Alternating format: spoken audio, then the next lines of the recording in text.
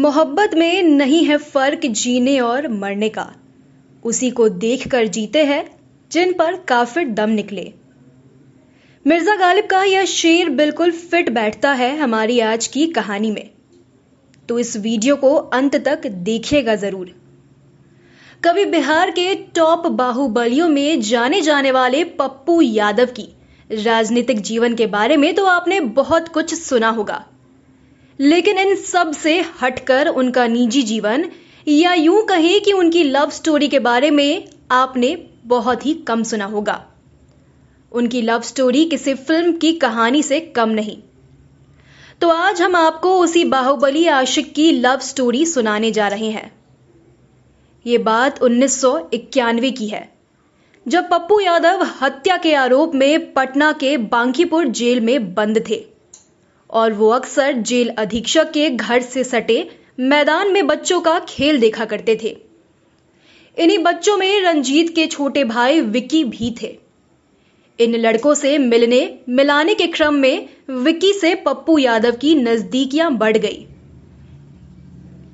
एक बार विक्की ने अपनी फैमिली एल्बम उन्हें दिखाई। उसमें उनकी बहन रंजीत की टेनिस खेलते एक फोटो थी।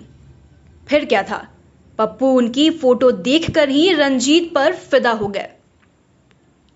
पप्पू यादव जेल से छूटने के बाद रंजीत से मिलने के लिए अक्सर उनके टेनिस क्लब पहुंच जाया करते थे, जहां वो टेनिस खेला करती थी।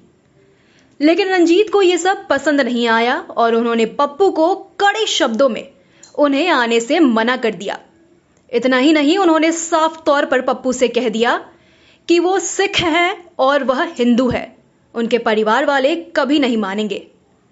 लेकिन पप्पू कहाँ मानने वालों में से थे और अपने प्यार को पाने के लिए डटे रहे। अपनी बायोग्राफी द्रोहकाल का पथिक में पप्पू ने अपने प्यार के बारे में खुलकर बताया है।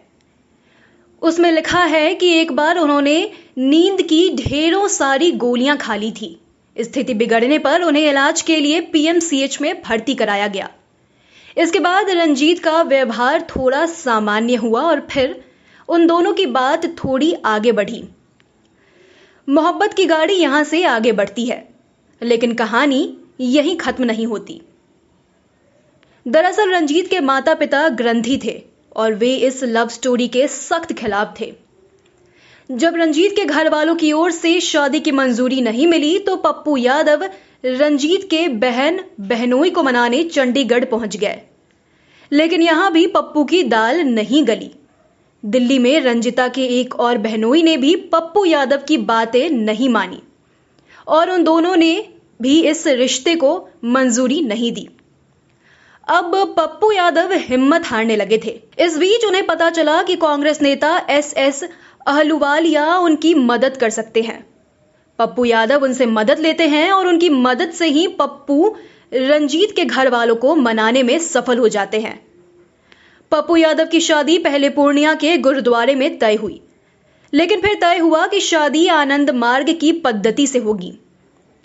ट्विस्ट और टर्न्स वाली इस कहानी में अभी एक और मोड़ आना बाकी था।